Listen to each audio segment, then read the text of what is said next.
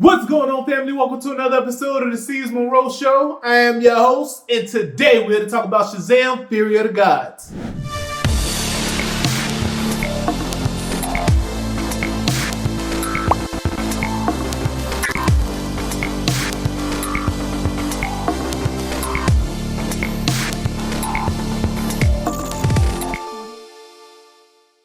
Now, honestly, I'm probably the last person that should be reviewing this film because the last Shazam film that came out in 2019 had good reviews, damn near great reviews, and I didn't enjoy it. Not really, not one bit. Now, the thing is, honestly, I get it. We don't want everything to be dark. We don't want everything to make sense. I feel like the Shazam movies just aren't grounded at all in any type of reality, if that makes sense. Shazam 1 was one of those family films, I guess, and families should have enjoyed it a lot more. But in all honesty, I didn't get a comic book feel from that movie. It kind of reminded me of Sky High, like the Disney film. And honestly, that's the realm they should have went with. Instead of calling this Shazam again, call it something else. Because what we're doing here at Warner Brothers, we're kind of putting these characters in... I'm not even going to say the characters. We're slapping the labels of DC characters on these films and calling them something that they really aren't. And with the Shazam movies, yes, they had little elements in there about Shazam, but in all reality, if you look back at that 2019 film, honestly, could you ask yourself, was that a good film? Now, fast forward to 2023, Shazam Fury of the Gods, I feel like we're kind of on the same page here. Like the movie itself, I felt like it was well shot.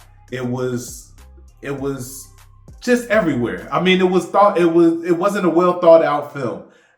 They put hints of everything into this film, and it really didn't. Like, it was a hard 2 hours and 10 minutes, if you get what I'm saying here. Everything was thrown in. We're throwing in DC characters. Again, yeah, I get it. We're supposed to have fun with these things, and not to take things too seriously, but I just feel like a lot of these things are just misplaced just for fanfare. Now, getting into this movie without spoiling it, because there's no spoilers. I forgot to remind you guys, no spoilers. This is not happening anymore. I'm going to start doing spoiler reviews.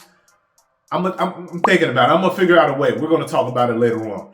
But Shazam, I felt like we started off, and even the startup for the film was a little rocky because it tried to take seriousness and then it compiled a bunch of jokes on top of it. And it's like, all right, guys, you have to know how to balance the two things. Like, there's nothing wrong with comedy. We all love comedy. That's what brings everyone together. But you have to keep some level of seriousness in these films, because at some point you're not going to feel that these guys are real threats. And that's what kills it for a lot of these films, is like you don't actually feel that the heroes are in any danger at this point. Ant-Man Quantumania, for instance, if you don't know about Kang from the comics, you really didn't feel that you should be worried about this guy in this film. Honestly, just go back and look at it. It was my second time around, and I realized again, after being so upset the first time watching it, that's when I realized it was like, yeah, this was the main issue in the film. And I feel like the Rotten Tomatoes score showed that film just wasn't solid. I don't know what the Rotten Tomatoes score is for Shazam Fury of the Gods, but I know that it's not as strong as the first film. But in all honesty, I just feel like this film, I'm going to have to give it a 4 out of 10. Reason being, again, I felt like it was shot good. I felt like the pacing was okay. The film dragged because there was nothing there. There wasn't a good storyline. There wasn't any character building. They just threw these villains in and just, again, I kind of guessed the third villain. I'm not even going to get into it, but they just threw these villains in. There's no backstory to it. And you know that they were shooting on a budget. I don't even know what this film's budget was. I need to look into that. Give me 1 second.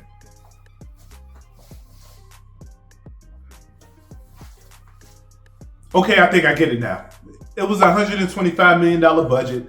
For those of you who don't know, that's a good budget for For instance, Creed 3, that was $100 million budget alone. So again, there's not a lot of CGI or anything going on. So 125 million is very modest for a superhero film. In all honesty, you can tell that this was a low budget film because there was times where they're explaining things about the villains and going back to their origin, I guess.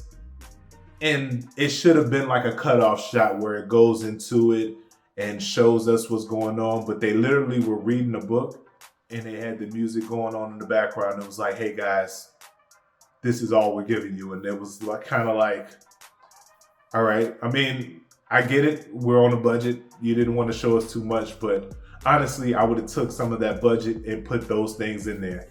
Cut the runtime down to about an hour 40, hour 50. This movie could have worked. It's just, it had a lot going against it. One, it's a DC film. I feel like every DC film has some stigma. This is coming after Black Adam, which is, I feel, is an actual solid DC film. Again, it was fun.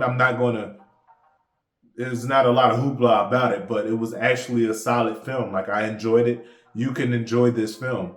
With Shazam, it was kind of like, I don't see this film going very far, and I feel like it's going to struggle at the box office. But again, that's just me. Again, let me know what you guys think. Have you seen it? Are you seeing Shazam this weekend? Go ahead and leave it in the comments. Don't forget to like, share, and hit that notification bell. I appreciate you guys for tuning in. Peace.